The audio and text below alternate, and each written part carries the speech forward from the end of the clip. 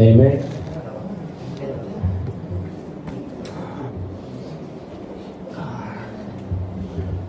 Praise the Lord mga kapatid. Amen. Praise God. Blessed night. Palang gabi sa ating lahat mga kapatid. Parang Amen. gabi din po sa iyo. Amen. Kuya Albert, welcome. Sure na. Praise the Lord. Sure. Walang tissue rito, maraming tissue rito. Praise the Lord mga kapatid. So, isang mapagpalang gabi sa ating lahat mga kapatid. Amen. Hindi man tayo marunong mag-English, but ang Banal Espiritu mawat sa magpaintindi sa atin lahat. Pinaka-the best pa rin ang pagtuturo at pagpapunawa ng kapatid ng Banal Espiritu sa atin. Amen. So, isang palakpak nga sa ating Diyos mga kapatid.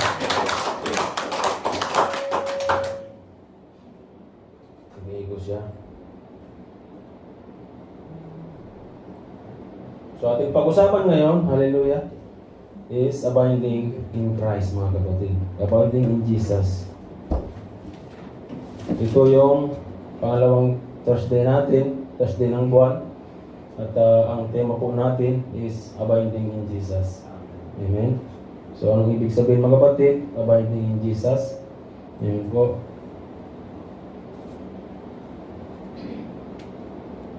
Napakaganda itong tema po natin ngayon. Amen. Dahil i-remind tayo muli ng Lord mga kapatid na pag wala siya, wala tayong magagawa sa ating buhay. Amen. Without Him, we can do nothing. Amen. At naniniwala ko mga kapatid na ang Lord meron siyang ituturo sa atin ngayong gabi. Amen.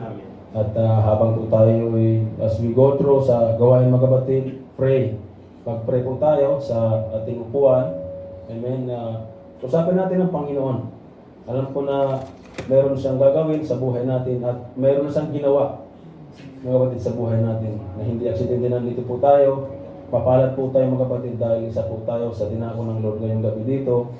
Maraming hindi mga kapatid able, maraming gusto na dumalo pero hindi na sila pwedeng dumalo. Wala na sila kakayahan dumalo. Amen. At tayo, napakapalat po natin dahil malakas tayo. So yung kalakasan natin, yung kasiglahan natin mga kapatid, ialay natin kay Lord lahat. Dahil siya po ang pinagmulan ng lahat mga kapatid. Mayroon man natural, pagod po tayo, payat po tayo. But si Lord mga kapatid, i-restore niya po lahat yan. Wala po, hindi po pababayaan ng Lord mga kapatid ang yung katawan, ang ating katawan. Ang maganda lang dito, i-available lang natin yung oras natin sa Kanya. Amen. At si Lord na po ang gagawa ng lahat. Amen po.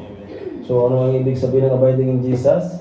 Amen. Doon sa, meron tayong babasahin mga kapatid sa chapter 15, sa book of John, chapter 15 verse 1 to 6. Sabi niya dito, I am the true vine and my Father is the vine dresser.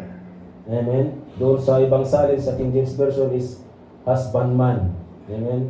Ang sabi niya dito, every branch in me that does not bear fruit, He takes away, and every branch that bear fruit, He prunes that it may bear more fruit. You are already clean of the word which I have spoken to you, Jesus said mga kapatid. And for abide in me, sabi niya, and I in you, as the branches cannot bear fruit of itself unless abides in me, abides in the vine. Neither can you unless you abide in me. Amen. I am the vine, and you are the branches. He who abides in me, and I in him, bear much fruit, for without me you can do nothing.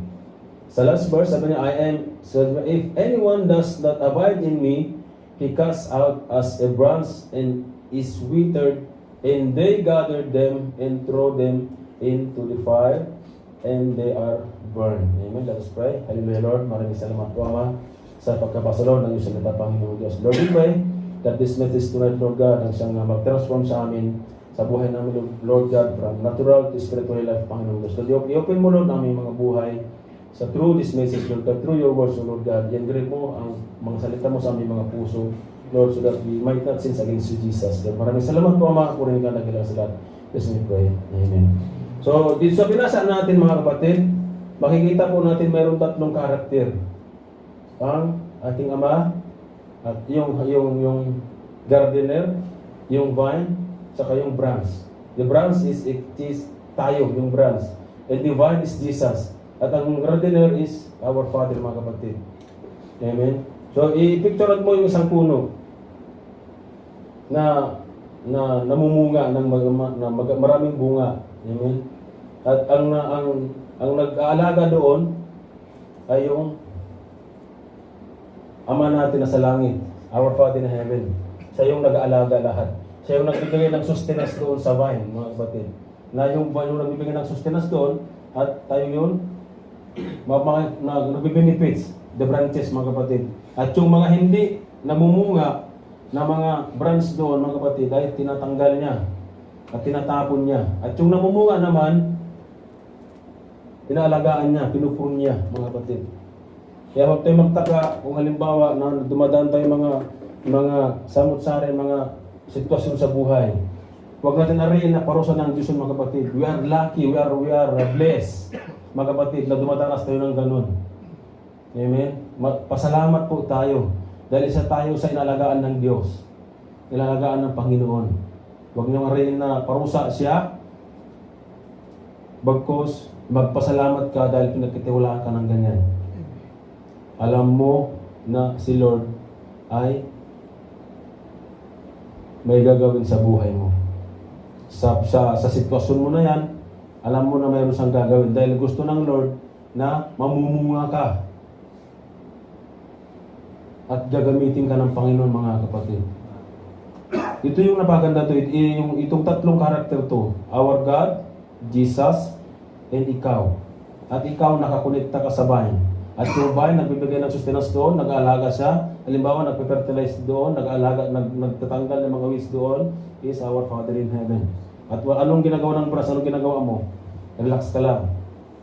Huwag naman yung relax na, pa-relax lang mga kapatid. Amen? Kasi wala man nag-relax ng mga Kristiyano. Ibig sabihin, mga kapatid, ang buhay Kristiyano, if you abide in Jesus, nakakonekta ka sa Panginoong Diyos, mga kapatid. Ang buhay natin, nagsabi niya, I came that you may have life abundantly, sagana at kasiyasang buhay, mga kapatid. Yun yung pinangako ng Panginoon sa atin. Yun yung sinabi niya, yun yung ito. If you abide in Jesus, dumaan ka man ng mga samut-sari, mga pagsubok sa buhay mo, at ito ay magbe-benefit sa'yo. Hindi ka, itong sitwasyon na to, mga kapatid, hindi ito magbibigay sa'yo ng walang kabuluhan. Kundi mabibigay ito ng benepisyo ito. At gagamitin ka ng Panginoong Diyos, mga kapatid. Amen?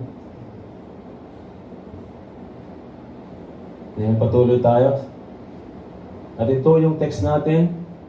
Hallelujah. Sabi niya, abide in me and I in you, as the branch cannot bear fruits. Ito binasa natin kanina, of itself, unless it abides in the vine. Neither can you unless ye abide in me. Amen, mga kapatid. So, ano ibig sabihin ng abiding in Jesus?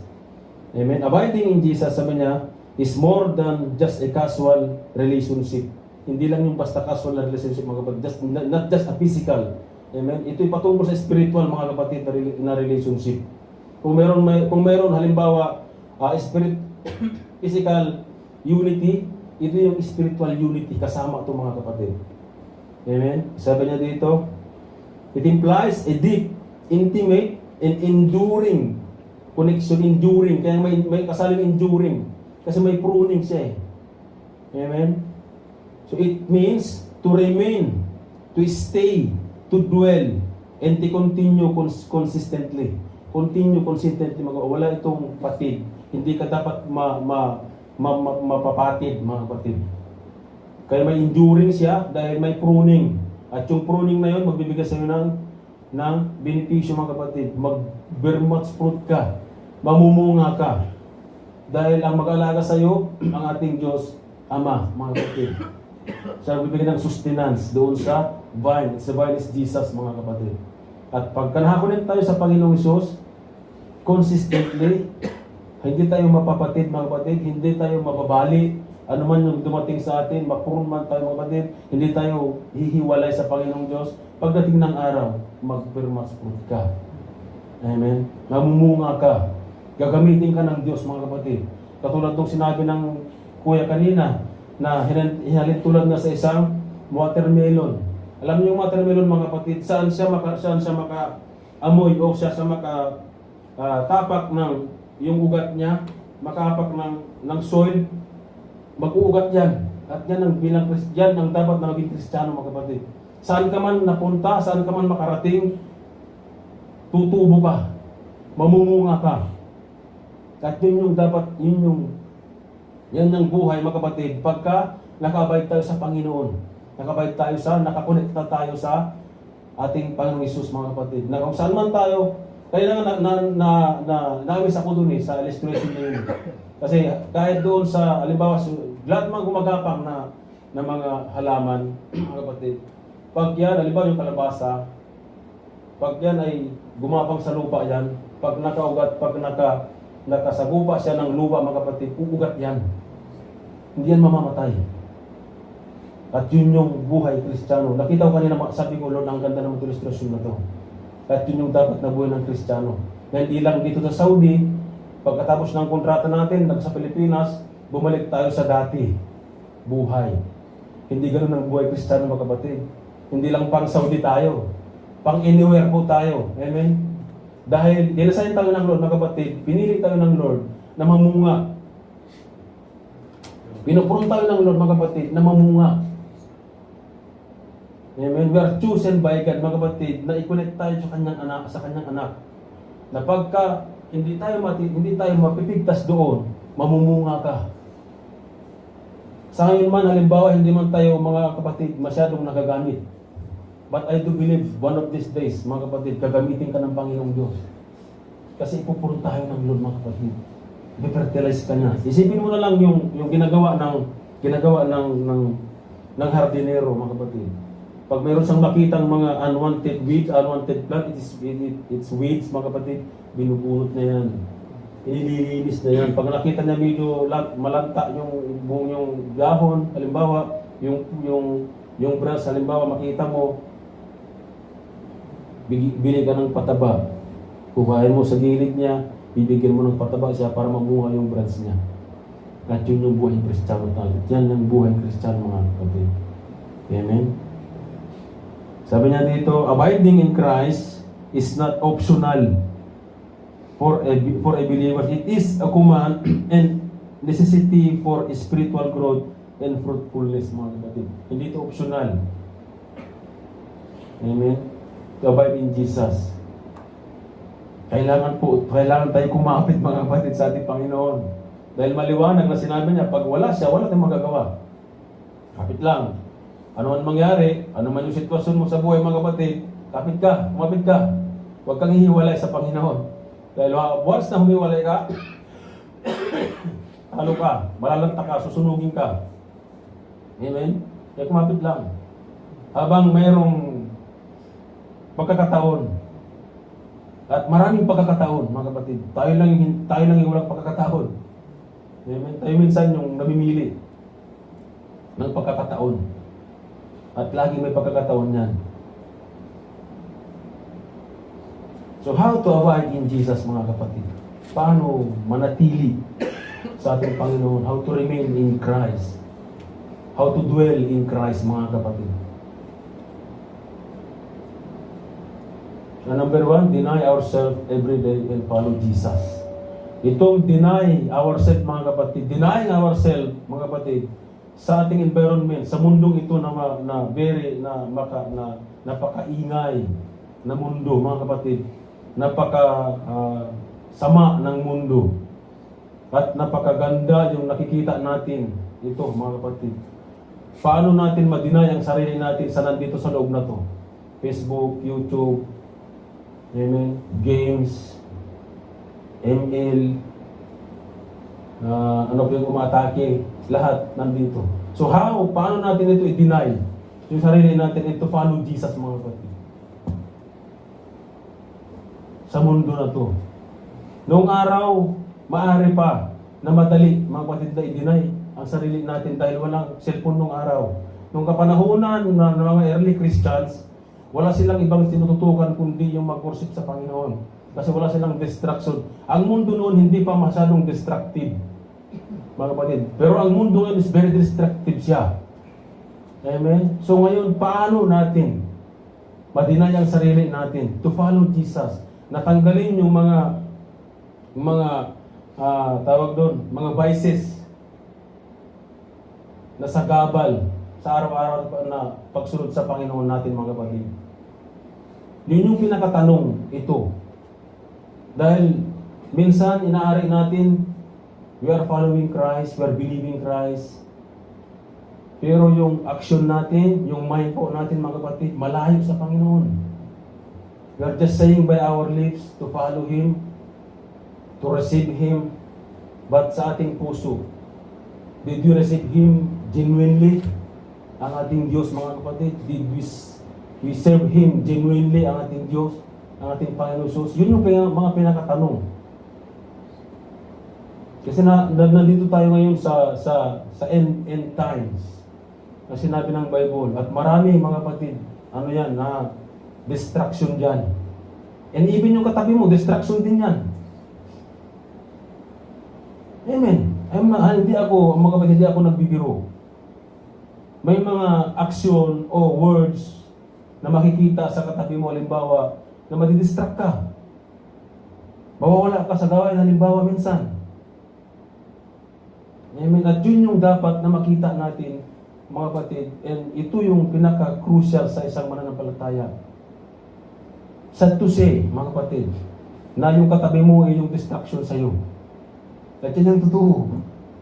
Even sa harapan ninyo, minsan nakita nyo yung buko, wala na, madidistract ka. Amen? So sabi na, embracing a transformation.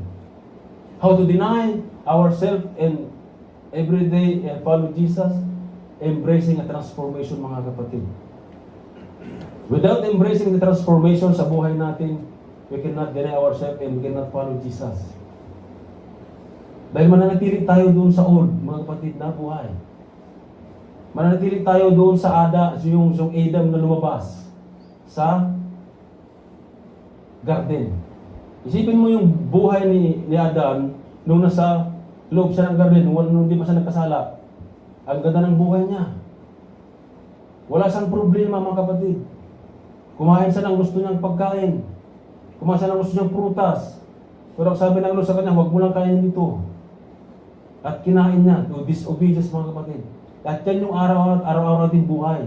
Disobedience ang buhay natin, mga kapatid, sa araw-araw. Hindi natin nasusunod ang ating Diyos dahil tuso tayo. Yan ang totoo, mga kapatid. We are not embracing the transformation. At yung buhay nung Adan na lumabas, yun yung nasa atin pa. Hindi pa natin inadapt, mga kapatid, hindi pa natin accept yung buhay ng Christ, sabi ng Corinthians na if you are in Christ, you are a new creation. Wala pa tayo doon minsan. At ang buhay na mayroon tayo, yung old Adam. Yung old na buhay. At yun yung dapat na tanggalin natin, mga kapatid. Yun yung ipagparin natin na matanggap natin yung pinangako ng Lord. If you are in Christ, you are a new creation. At meron kang bagong buhay. You have a new life, and you have a new birth in Christ. At wala tayo nun minsan, mga kapatid. Amen? So out of Adam, live like Christ. Ano ibig sabihin, mga kapatid? To deny ourselves, mga kapatid, tanggalin po natin yung buhay ni Adam, disobedience, mga kapatid. At dito tayo kay Kristo. A new life, a new creation in Christ. Sabi niya dyan sa Romans 2, so how we deny ourselves?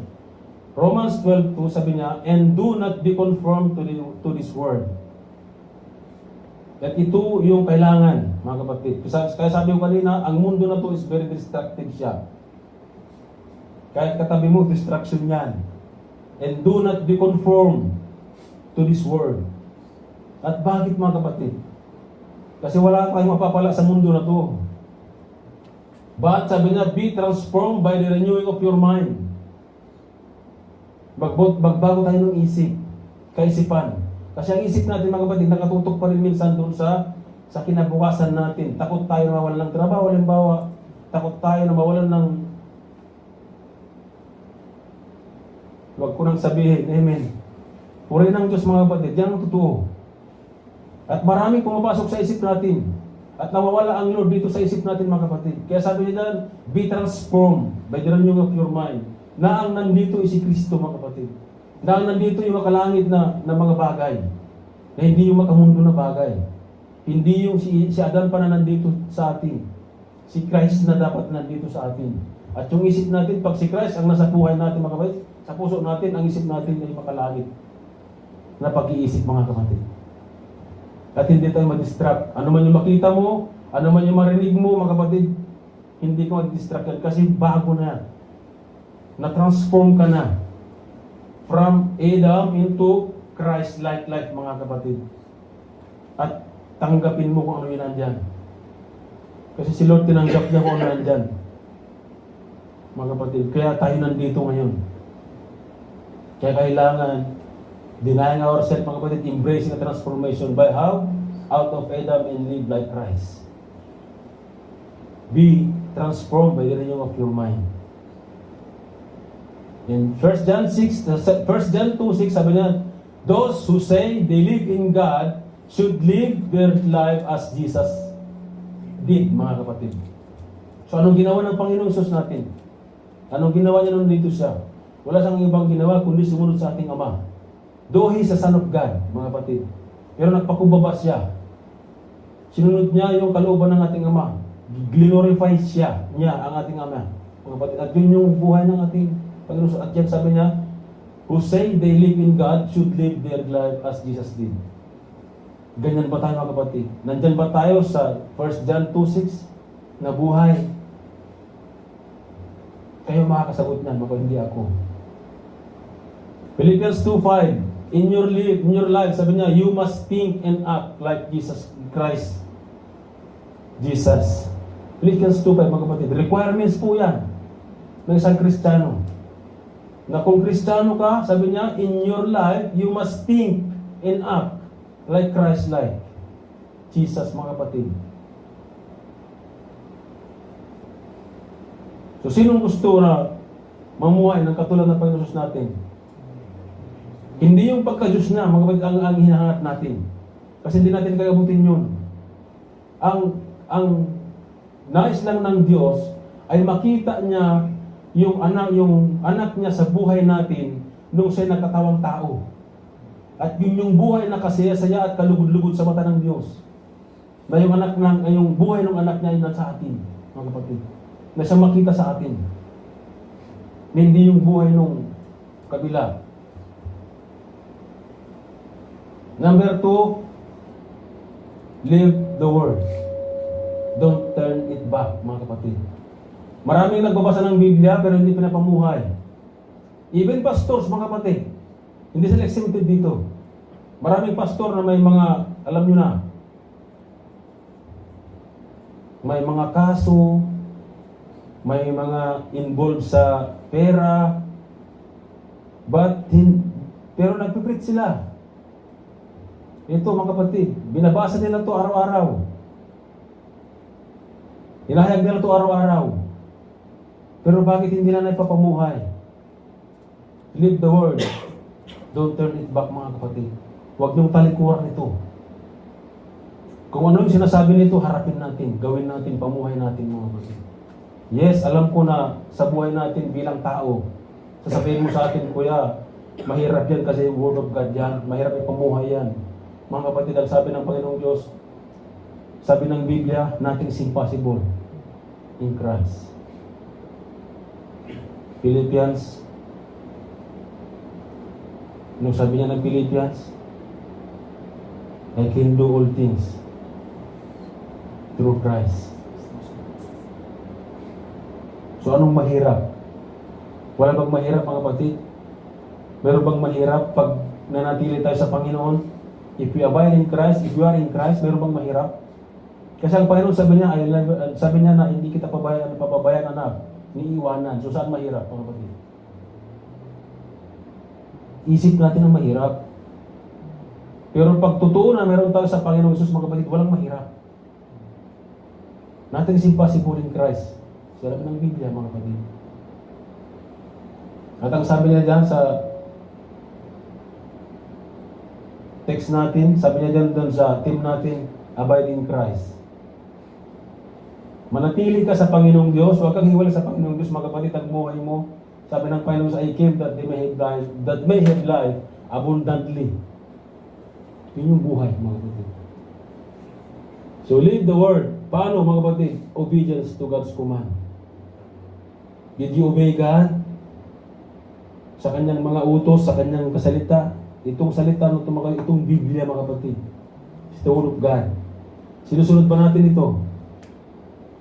Binabasa ba natin ito araw-araw? O saka lang natin basahin, halimbawa kung gagawa tayo ng preaching, gagawa tayo ng giving, gagawa tayo ng sermon natin. Maraming pastor, mga kapatid. Saka lang basahin itong Biblia pag gumawa silang preaching. Marami yan. Kaya maraming windang. Yun yung dapat na hindi buhay na meron tayo, mga kapatid. Basahin natin araw-araw. I-pray po natin, mga kapatid. Ipamuhay po natin. Kasi walang mahirap sa Panginoon, mga kapatid. Huwag mong sabihin na mahirap, ipamuhay ito kasi urog ka dyan. Ito nga madaling ipamuhay eh. Kasi salita ng Lord ito eh. Ang mahirap na pumuhay yung salita sa kabila. Kasi wala kang papuputuhan doon. Ito, pag pinamuhay mo ito, mga kapatid, napagandang patutungan mo, nandun lang naghahantay sa'yo. Ito pinakamaganda dito, kaya lang mahirap. Amen? Know the word of God. Paano? Obey, mga kapatid. Ipamuhay mo para malaman mo. Kasi hindi mo ipamuhay, mga kapatid, hindi mo alam. Hindi natin alam. Anong sabi ng Hosea? My people are destroyed because of lack of knowledge. John 17:17 sabi niya, make them holy by your truth. Teach them your word, which is truth. Which is truth. Sino ang totoo, mga kapatid? Salita ng Panginoon. Word of God, mga kapatid. And teach them your word. John 17:7 sabi niya, if you abide in me and my words, abide in you. Ano yung pangako ng Panginoon? You will ask what you desire and it shall be done to you. May pangako siya, mga kapatid. Hindi lang, sabi niya, manatili ka sa akin at ang salita, hindi nagtapos doon. Nangako siya, na sabi niya, you will ask what desire. What you desire, it shall be done to you, for you. Ito yung benepisyo, mga kapatid. Kung manatili ka sa Panginoong Diyos, manatili ka sa kanyang salita, what? Ano yung sabi niya? Hingin mo kung anong gusto mo at mangyayari sa'yo. What you desire tonight, mga kapatid. If you abide in Christ, in His Word, ano yung desire mo ngayong gabi? And it shall be done for you, mga kapatid. Abide in Christ. Ipamuhay ang kanyang salita, mga kapatid. Kung tamad tayo magbasa, halimbawa ng Biblia, ng salita ng Lord, meron tayong audio Bible. Ganon kabuti ang Diyos natin, mga kapatid. Hindi nagtapos ang Lord natin sa pagbabasa lang. Kasi alam na tamad tayo eh. Alam niya ang tao, tamad dyan, pag inantok na yan, tapos na. Ako din naman, mga kapatid, pagka ako yung nakapulog na yun, tulog. Kasi mapagod man tayo. In 1 John 2:5, sabi niya, but those who obey God's word, truly show how completely they love Him. Amen? Nagpapatunay, mga kapatid, na totoong mahal po tayo ng Diyos pag pinapamuhay po natin ang kanyang salita. At ito ang napakagandang ipamuhay ang kanyang salita, mga kapatid. Ang Biblia. May love ka sa kanyang salita, mga kapatid. Pag binasa mo ito araw-araw, may love ka. Hahanapin mo to, salita ng Lord, mga kapatid. Maniniwala ko sa akin. Testimony ko po yan. Kahit ako nasa bus, nagbabasa po ako ng ganito. Ito sa cellphone ko. Number 3, katuloy po nito, live the word, don't turn it back. In Matthew 7:24-25, anong sabi niya dito mga kapatid? Pagka tinutupad mo ang kanyang salita, pinapamuhay mo ang kanyang salita. Ang Matthew, sabi niya dyan, so everyone, sabi niya, who hears this word of mine and act on them will be like a wise man who built his house on the rock. Amen? Sa 25, and sabi niya, and the rain fell, and the flood and torrent came, and the wind blew and slammed against that house, yet it did not fall, because it had been founded on the rock. Yan yung katulad, mga kapatid, ng tao na binabasa ang kanyang salita at ipinapamuhay. Amen? Matibay ka. Dumating man sa iyo ang bagyo, dumating man sa iyo ang unos sa buhay mo, mga kapatid, hindi ka matitinag kasi nakatayo ka sa pundasyon na matibay, which is Jesus, mga kapatid, Word of God. Konkreto ka. Hindi ka buhangin. Yung tao na nagbabasa ng kanyang salita, hindi pinapamuhay, yun yung mga buhangin. Dumating ang unos, dumating ang bagyo, tangay siya. But kung pinapamuhay po natin ang Biblia, mga ang salita ng Diyos, huwag tayong humiwalay sa Panginoong Hesus, always abide in Jesus. Dumating man ang problema sa iyo, at sitwasyon sa iyo, mananatili kang matibay, mananatili kang nakatayo, mananatili kang mag-worship. Hanapin mo ang salita ng Lord, hanapin mo ang gawain ng Lord, mga kapatid. Yan ang totoo. Sa salita ng Panginoon, mga kapatid. Abide in God, live the Word, don't turn it back. Huwag lang basta basahin at tumalikod ka na. Ipamuhay natin, mga kapatid. Meditate. Sabi ng Joshua, night and day. Night and day yun, mga kapatid. Hindi yung night lang. Hindi yung basta i-meditate mo lang. Meron siyang utos doon, night and day. I-meditate mo siya. Para malaman mo yung totoo. Para yung buhay mo, yung kalooban ng Lord, mahanap mo. Amen? Abide in the Holy Spirit. Ito yung pinaka-maganda, mga kapatid. Hindi ka makakapag-connect sa Panginoong Hesus, mga kapatid, pag hindi ka mag-abide sa Holy Spirit. You cannot abide in Christ. You cannot dwell in Christ. You cannot stay in Christ without the Holy Spirit, mga kapatid. Without the leading of the Holy Spirit. Without the guidance of the Holy Spirit. Dahil ito ang usapan, mga kapatid, is spiritual. Hindi lang basta physical na connection ito. Hindi lang basta manatili ka sa church. Hindi lang basta makipag-fellowship ka sa mga kapatiran. Amen. Maganda yan, mga kapatid. Pero kung hindi ka leading guidance ng Holy Spirit, filled by the Holy Spirit, mga kapatid, balang araw mawawala ka rin dyan. Malalaglag ka rin dyan, mga kapatid. At mapapagod ka rin dyan. Ang pinakamaganda dito, ang sabi ng Biblia, when the Holy Spirit of truth come, it will lead you into all truth. It will guide you into all truth. Amen. Sa Acts, sabi niya doon, when the Holy Spirit come, it will give you power. I-empower ka. Manghihina ka man ngayon, mga kapatid, pero i-empower ka ng Banal na Espiritu. Na mananatili ka sa Panginoon. You always abide in Christ. You will always dwell in Christ. Hindi ka mawawala dyan. Amen? So pay attention to the prompting and conviction of the Holy Spirit in our daily life. Ito yung pinaka-importante, mga kapatid, sa buhay natin. Para mananatili tayo sa Panginoong Hesus, be sensitive to the Holy Spirit. Huwag maging sensitive sa mundo. Kasi pag sensitive ka sa mundo, mga kapatid, mawawala ka doon, mababalik ka doon sa sanga, sa vine, at malalanta ka. But you are sensitive with the leading of the Holy Spirit, guidance of the Holy Spirit, mananatili ka doon, mga kapatid. Kasi lead ka. Pay attention to the prompting and conviction of the Holy Spirit in our daily life. Daily life, mga kapatid. Ito, sabi niya, He washed away our sin, giving us a new birth and a new life. Ito na yun nung kanina, mga kapatid. Meron tayong bagong buhay. Meron tayong bagong pagkapanganak sa Panginoon, mga kapatid. At nilinis na tayo sa pamamagitan ng kanyang salita. John 16:13, when the Holy Spirit come, sabi niya, of truth, He will guide you into all truth. Ito yung sinabi ko kanina.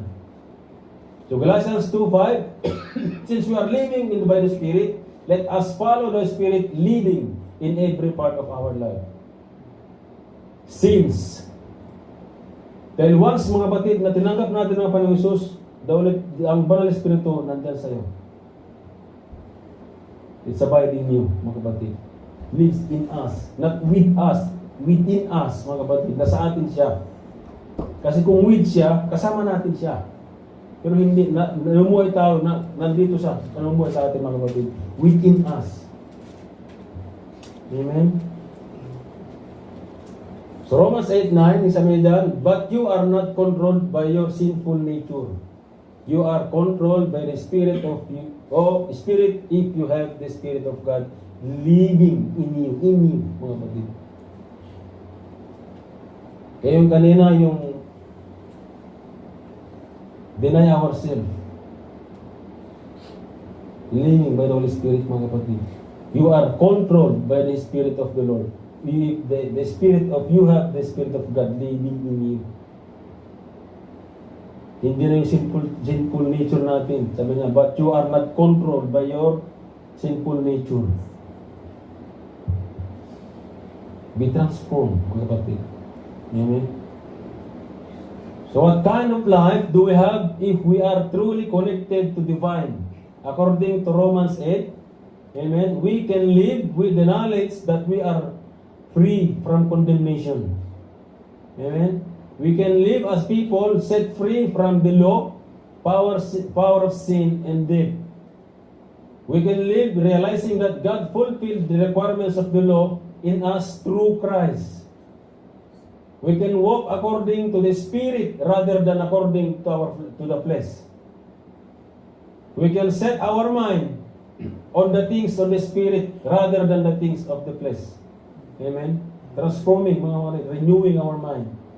We can live as people who are characterized by peace. We can live, sabi niya, life that are pleasing to God. Amen? We can live free from the obligation to do the things of the flesh. Amen? So kung meron benepisyo, mga kapatid, meron din consequences. The consequences of not abiding in Christ. Amen? Ano pa to? Spiritual fruitlessness, mga kapatid. Wala kang pamumuha. Amen? Kasi hindi ka nakakonekta sa Panginoon. Sabi niya, inability to produce spiritual fruit. Without Christ, we cannot bear fruit that has eternal value. John 15:5, mga kapatid. The danger of being cut off. Those who do not bear fruits are cut off, then thrown into the fire. Ito yung consequences not to abiding in Christ, mga kapatid. Loss of intimacy with God. The absence of divine fellowship. Without abiding in Christ, we lost our intimate connection with God. John 15:4. And the loss of divine guidance. Without Christ, we lost our spiritual compass and guidance, mga kapatid. Maliligaw tayo.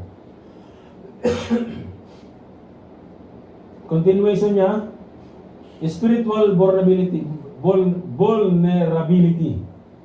Amen? Sabi niya dyan, the susceptibility to sin. Without Christ, we are more prone to sin and temptation. The risk of spiritual attack. Without Christ, we are vulnerable to spiritual attack from the enemy. Ephesians 6:11, mga kapatid. Eternal consequences. The danger of eternal separation of God, from God. Without Christ, we face eternal separation from God. Eternal, mga kapatid.